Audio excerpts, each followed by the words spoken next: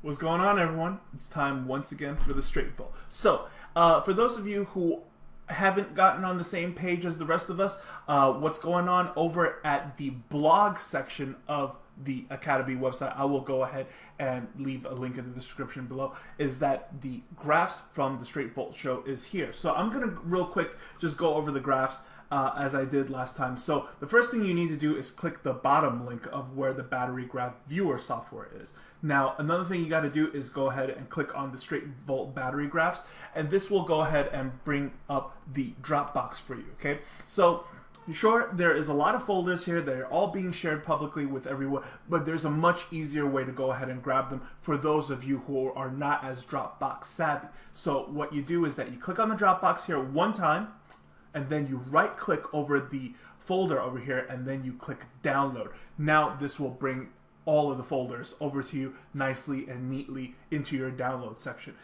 In the future, as we get more and more files, as we graph more and more batteries and stuff, just go ahead and delete your current folder and download the new folder, because we will always be adding more stuff to it and updating things as we go along. You won't need the old ones. You'll always need to just update this way, okay? So let's move on from here. The first thing that I want to mention is that back then, this has been 2 months since we did the whole lithium battery guide thing, and then we did our Indiegogo campaign, very successful run over here. I want to thank each and every one of you who got in on this. Definitely, I hope you guys are enjoying the batteries as well as the free little gift upgrade that I went ahead and did for all of the battery orders. Now, as far as why I do this, why am I so gaga and about batteries, and I do the Straight Volt and all this stuff, and I try to stress this so much? Well, because if you're not looking at new devices from its PowerPoint standpoint, okay, you might be missing half of the story. For instance, it doesn't matter what those interesting new features are. If we don't have the proper batteries to power them, then you're probably not going to get half of those features. Do you understand what I'm saying? For instance, there's a lot of chips out there that require 40 amp draw. Maybe in the future there'll be things for like for 50 or 60 amp draws. Who knows, right? But the point is that I'm sitting here telling you that there is no such battery to do so. So let's say if something was meant to crank up to 150, 200 watts or whatever, just because the device is reading so, you might not be getting that actual performance. Another thing about this is also about battery life and its capacities as well. So it's not just about amperage, it's also about its capacities, that although there might be some cool new mods that come out and they're really, really nice, the features is everything that you're looking for, but it really doesn't last you the hour or two when you bring it out and about with you. So that becomes, the point is that, like, double check stuff from also its PowerPoint perspective, as well as its features and specs and stuff like that. That way you don't end up with an item that has certain features that might be a deal breaker for you. So let's move on with today's episode and what everything is about. So during the battery sale of this thing, okay, I had a lot of people ask me about a certain new model, which was the LG HG2s that wasn't released at the time, but is out and about and all over right now. So these, here we go, is the brown batteries, the LG HG2. So there's really nothing I could tell you about this stuff without going to the graphs, because it is what it is, very simply here, which is a 3000 milliamp battery at 20 amps. So where would this fit into the battery chart over here? Well, somewhere around the Type B and somewhere around the Type C. The Type B being what its milliamp hours is, and the Type C being what its amp rating is. So currently I have said that the Type C battery king is still, for me, is LG HE4, and the Type B battery would be the Samsung 32. Both very, very good performing batteries, okay? So where does the LG HG2 fit in? Well, for that we're going to have to go over to the graphs, okay? So with me over here is the all the folders. So we're going to go ahead and look at the LG graph, and then we're going to pull up LG HG2 over here, and we're going to work with the discharge first. So I'm going to open up the discharge curve to let you take a look at what's going on over here. And what I want to put out there first, okay, which I will mention every now and then through other episodes of the Straight Vault, which is the difference between ICR and INR. IMR was back then when we used like AW batteries and stuff, but right now ICR and INR are the two more popular chemistries that's really going at it, okay? So what's the difference between them? Well, ICR batteries is the cobalt batteries, right? And the INR batteries are the nickel hybrid batteries. So the ICR batteries usually give you a much more accurate promise on what the milliamp hours is. So for the LG HD2, if you pull up the discharge graph for it, it will give you like something like 105% or something like that. So it promises 2000 mAh, but it'll give you 2050, something like that, just a little bit over. While on the INR batteries, it's always slightly under. Like for instance, if we look at the amp hour over here, it's 2.908. So actually, if this was an ICR battery, the sticker would say 2,900 milliamp hours as opposed to 3,000. Okay, I don't know why it's like that. It just is what it is. That's the characteristics of all INR batteries. So what is the pro to an INR battery? Well, the INR battery handles a whooping better than the ICR does, okay? So if we were to take two batteries that are both 20 amps and then graph them against each other in a power profile match, okay, the ICR might be better than it at first, okay? But I would say after about 4 to 5 duty cycles, just like full recharges and charge again, okay, if you put them one more time head to head, they might be evenly matched. And then after a couple more cycles or whatever, the INR will come out on top. So the INR handles internal resistance far, far better than an ICR battery would. This is actually the same comparison to what a LiPo pack versus round cylindrical batteries are as well. For example, if you were to buy a Nokin item, like say an MVP or something like that, and those things are known to use LiPo packs inside, okay? Let's say the MVP was using 1,500 milliamp hours in there, okay? And you had a round cylindrical battery of 2,500 milliamp hours. Sure, your round cylindrical battery would last longer. However, the LiPo pack would go through many, many more charge cycles before the and outlast the round battery.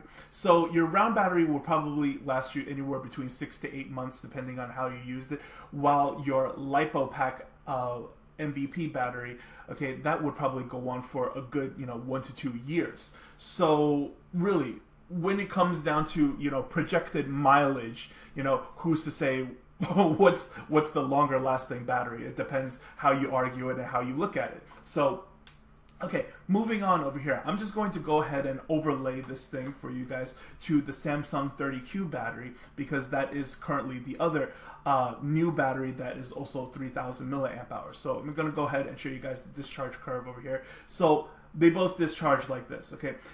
Granted that you're going to get, it seems as if like the 30Q is pushing out a little more juice than the HG2 is, but keep in mind that if we're using this for vape properties, under vape properties, this is at 2.8 amps, 2.8 volts, okay? So generally, we are cut off somewhere around the 3.1 to 3.2 area or whatever. So yeah, the HG2 would actually give you a little bit more juice than the Samsung battery. However, if we're using them in both like regulated devices and stuff, I really don't see too much of a difference between both of them. Now, here's where it gets important for other users when it comes down to the 20 amp stuff, okay? So I'm gonna go ahead and close this real quick so that we could go we could bring up the power profiles, okay? So on the LG batteries, again, we'll go to HG2 and then we bring up the power profile over here.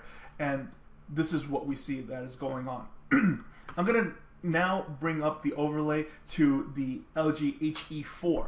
Okay, so let's go over to LG again, and then HE4s over here, and then bring up the power profile. So I'm going to overlay this one to the other. So you could see that the LG HE4 whoops the brown batteries, but big time, really big whooping over here, okay, as far as, you know, power points and stuff. So what does that tell you? Is it saying that the LG the brown battery is a bad battery? No, not at all. It's not a bad battery by any means.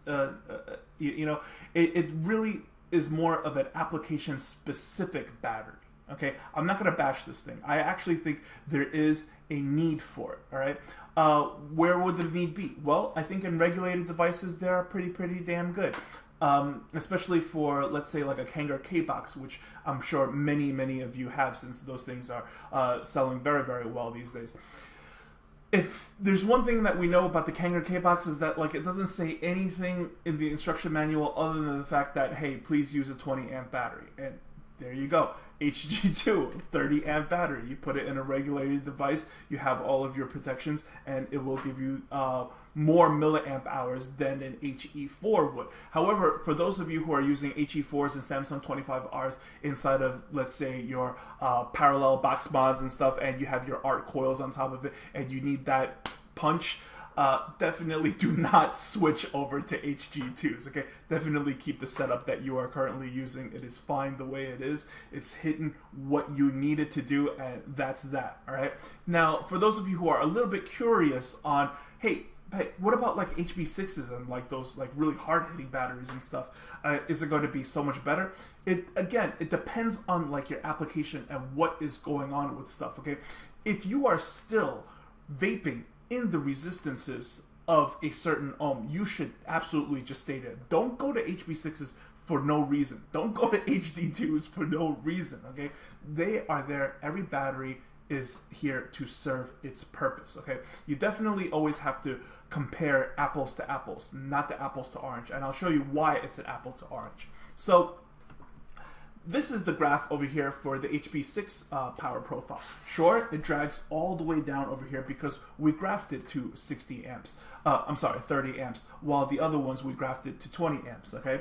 I'm going to go ahead and one more time we're going to go over the test properties of stuff. So what is shown over here is that the amp increment is going to be at 1 amp at a time per every point plotted. And then we're going to plot up to 30 points, and for each point we're going to hold the fire button at 5 seconds to simulate, you know, firing a mechanical mod. So what this is over here shows you the HB6 and how it handled the heat, etc., etc.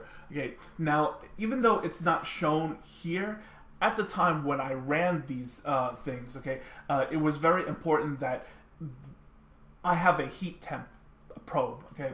I have a magnetic heat temp probe that is attached to every single battery, and I monitor what the temperature is going to be. It's very relevant of what the amps are at versus where the temperature is at. For example, okay, this thing, by the time it reaches somewhere around this data point of 30 amps, the battery itself is probably somewhere at, well, for the probe temperature, will probably be somewhere at 25 C. Okay, this is very warm to the touch. While a battery over here, okay, the LG HE4, it's probably already at 24 C at 20 amps. You see what I'm saying? So by the time we get up to 22 or 24, maybe we could push it, you know, to the 22, 23, 24 or whatever, but it's already heating up like an HB6 at 30 amps already. So that's no good. Like, you don't want to go there anymore. You see what I'm saying? So had the plot, you know, continued over here, right? Number one, we would just be putting a lot of stress on the PTC protection plate and adding internal resistance to the battery above what it's rated for no reason. And number two, most likely you will see that, you know, these curves will start to crash lower than what the HB6 is showing, which is rated for 30 amps, okay? I don't know if all that jibber jabber made sense to you guys, but I hope you guys were all able to follow that. So yeah, definitely this is an apple to an orange over here, so we have to go ahead and remove this test. Okay, so I'm just going to delete that. And then again, this is apples to apples that we are comparing to each other. Okay, so yeah, guys, definitely HG2s, if you're interested in them, they are good for your low amp, you know, rated devices. Definitely in your DNA 40 devices, DNA 25 devices, in anything like the Cowpore minis and stuff. You know, this is going to be a hell of a good battery for. Okay, definitely probably something that you want to try over a Samsung 30Q. But when it comes to the king of 20 amp batteries and stuff, definitely HE4 is going to outshine it. So last time when we were talking about different kinds of batteries, I promised you guys that I would tell you the answer to what an AWT battery is. So we're going to go ahead and do that right now. So over here at the AWT, this is the line curve. Okay, so looking at this thing, if you graph a lot of batteries and stuff, something will hit you, right? So at first I thought, it's kind of sort of looks like a HE2, but not really. But I'm not going to waste too much time, so we're just going to go ahead and overlay it to exactly what they really are. And it is a Samsung 25R by my opinion. So I'm going to show you guys what it is here with the discharge curve, and this is the line against it. This is the red to green line against it over here. Okay, so it is my opinion that it is a AWT battery is actually a Samsung 25R. Looking at the graph, it's really up to you if you want to agree or not. Now, as far as the dotted line over here, the difference between the two, it's because AWT batteries, the sticker said 2,600 milliamp hours, while Samsung 25R say 2,500 milliamp hours. And that's why for the Samsung 25R, we are getting a reading of 97.4%, which is very, very good for INR. As I said earlier, INR batteries generally will give you, you know, that high 90-ish%, okay? While the AWT over here will give you a sad 94.3. So had it promised its its proper sticker ratings, then we would have had very good numbers. So, you know, again, guys, it is what it is. So, in closing, I want to bring some stuff to your guys' attention, okay, which is regarding eBay.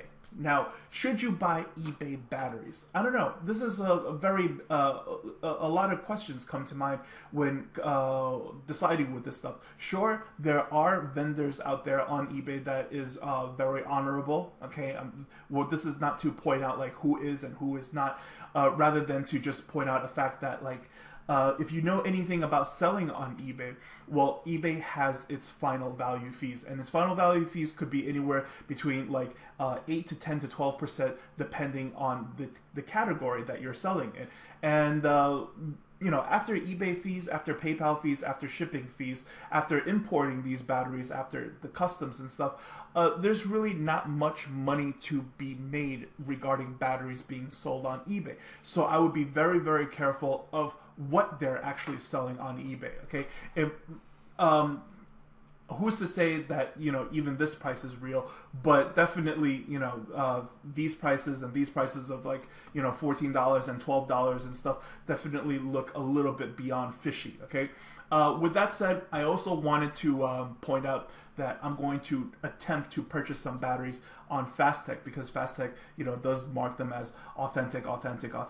So we will buy a few VTC3s and VTC4s from Fastech and see exactly how authentic they are when matching them up to what their stickers milliamp hours is, as well as plotting the power profile against other known batteries. For instance, we all know that the VTC3 is supposed to be a 30 amp battery. So I will go ahead and plot the first, you know, 10 amps, then another 20 amps, then another 25 amps, and then we will overlay it, you know, to the HB6 battery to see how close the characteristics actually are, so that we know, can we continue all the way to 30 amps safely, or was this all just gimmicky? Okay.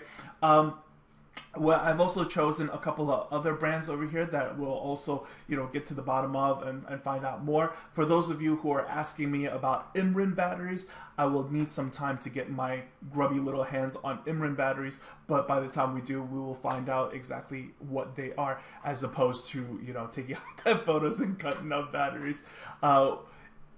At the end, guys, I mean, let me know how you feel about, doing the whole battery detective stuff and matching line graph for line graph. Do you feel as if, it's accurate? If so, leave me a comment down below. I hope you guys really, really enjoyed this episode of The Straight Vault, and I will see you guys next time. So as we always say here on PVA, question everything, do your homework, vape clever, my friends. Take care.